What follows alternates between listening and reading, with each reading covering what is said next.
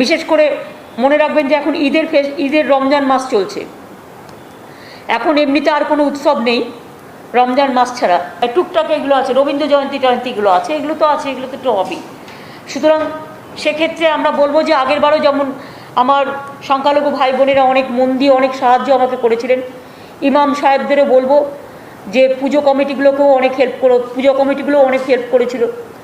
এবং এখন থেকে শুরু করব, ইমামদেরও বলবো যে আপনারা দেখুন যতটা পারবেন আপনাদের মাইক ঘরে বসেও শোনা যায়, আর 2 হচ্ছে 50 জনের বেশি যাতে জমায়েত না হয়, এই রকম ছোট ছোট করে আপনারা করুন, যাতে আপনার ধর্ম পালন করতেও কোনো অসুবিধে না হয় এবং আপনার ধর্মের স্বাধীনতা থাকে, আপনার জীবন সুরক্ষিত থাকে, আপনার সামাজিক সুরক্ষা থাকে এবং সাম্প্রদায়িক সম্প্রীতি সবাই মিলেই আমরা করব। আপনাদের উৎসবও আমাদেরই উৎসব। মনে রাখবেন ধর্ম যার যার, আপনার উৎসব কিন্তু সবার।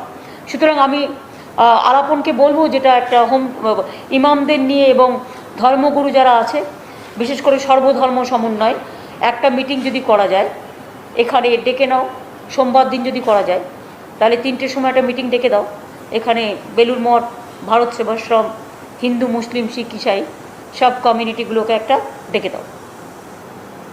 আর পুজো কমিটির যে অ্যাসোসিয়েশন আছে ওদের, যারা কন্ট্রোল করে পুরো পুজোটাকে, ওদের একটা অ্যাসোসিয়েশন আছে, সেটার নামটা তুমি ববিয়ার উপরে কাছে জেনে নাও, ওরা জানে, ওদেরও ডেকে দাও 3-4 জনকে।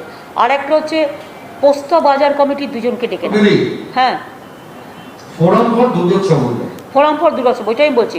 তারপর হচ্ছে পোস্তা বাজার কমিটির 2 জনকেও ডেকে নাও। মিটিংটা দরকার নবান্ন সভাগৃহে করে দাও এবং সেই মিটিংগুলোতে ভার্চুয়াল করব, যেহেতু ডিএমরাও থাকে, এসপিরাও থাকে, সেটা দেখে নিতে হবে।